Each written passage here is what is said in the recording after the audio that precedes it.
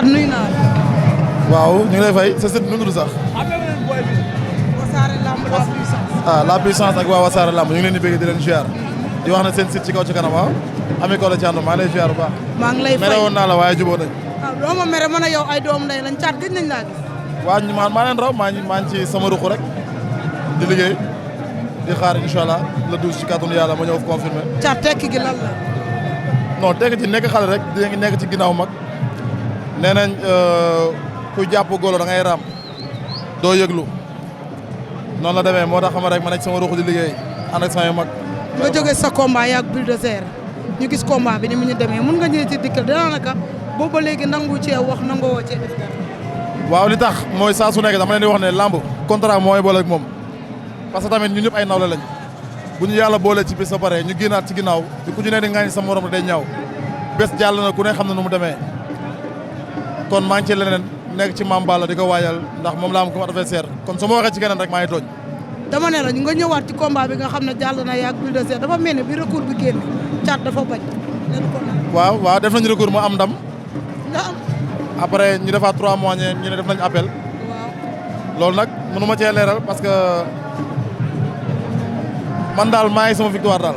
mën nga ñu cee indil un peu leeral parce que am na nu mu demee ndax combat bi duré na lu yàgg ñu doog a ne Thiat joxe nangu nañ li nga xamoon victoire bi jox ko ki nga xam ne mooy Bulldozer. waaw loolu moom ñi koy wax ci ñoom laa koy déggee rek wax dëgg yàlla. parce que drapeau bi mi ngi ci man ñi koy wax ci ñoom laa koy déggee. kon delloo woo drapeau. non xam nga tey Ami Collé man moom wax dëgg yàlla su ma la waxee dëgg rek maanaam Bulldozer bëggatuma wax ci moom leen lu ñaaw ndax dama koy jàllee way juróom bi nga xam ne moo fi bàyyeeku ñu koy ñaanal yàlla xare ko àjjanaan dafa mu ñàkk way juróom bu jigéen woo naa ko jaale naa ko ay frère lañ ay nawle lañ bokkoon nañ journée bëri nañ féete na côté kon nañ fàtte lamb jooju ñu nekk suñu kanam wax dëgg yàlla. nga jël Mame Balla. ma jël Mame Balla. Mame Balla top 5 lañ ko tuddee. waaw yéen a ko tuddee top 5 man ngeen tuddee ma lan. dama ne la Mame Balla man waxuma yow lu ñu la tuddee de Mame Balla top 5 lañ ko. waaw Mame Balla top 5 ngeen ko tuddee moom moo yëg boobu top 5 wala yéen a ko tuddee top 5. Mame Balla top 5 lañ ko tuddee ndax top 5 lañ ko. waaw top 5 yooyu fay na.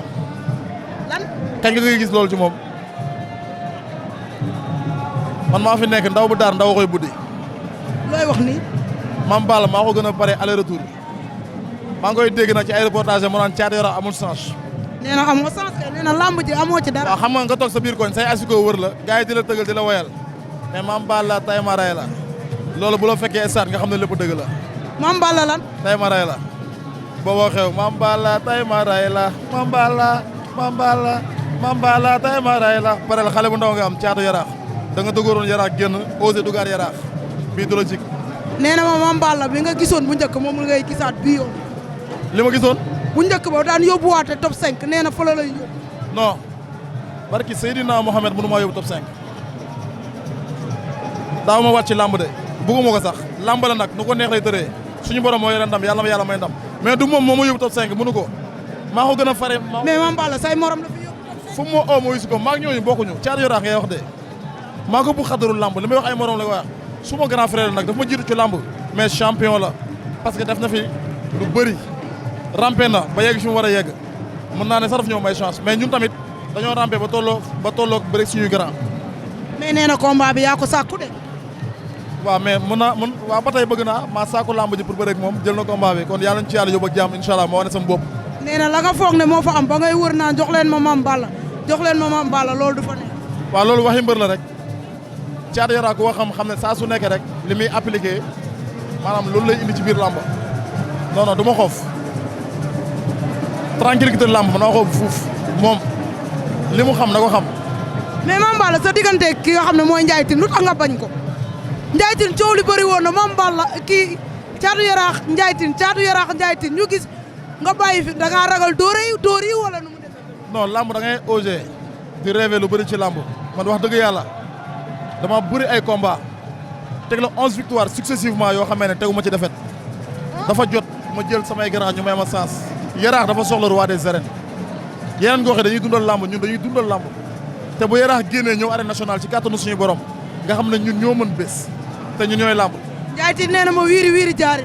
waaw loolu du ma ci ñëwagum man Mame Balla laay bëril instant bii nii Ndiaye Tine xam nga na ko jàmm soxal man instant yi ci Mame Balla laa concentré wu booy ba am looy wax nag nga bàyyi ba Thiat Yarakh bari ci combat am nga doog a wax. looy wax Mame Balla. Mame Balla li ma koy wax rek mooy le 12 ce sera bientôt incha allah maa ngi invité ñëpp àdduna bi yëpp ñu ñëw incha allah le 12 bésu Eric Favre boobu noonu ñu ñëw taxawal ko ñu ci nuyu Aliou Ngueye suñu promoteur bi xam nga da ci woo ñëpp di ci woo àdduna di leen wax ne bésu jeunesse la Bombardier ak Tapha Tine ñooy bëree bés bi mais na mel ni Thiatou Yarakh mooy bëree bés bi incha allahu rabi lépp luy feesal stade bi man la ci kàttanu yàlla. Thiatou Yarakh mu njëkk ba la ñuy gisaat. Thiatou Yarakh bu bees tax ngeen gisaat le retour de Thiatou Yarakh. ñoo ngi lay jaajëf. jaajëf Ami Collé jaajëf.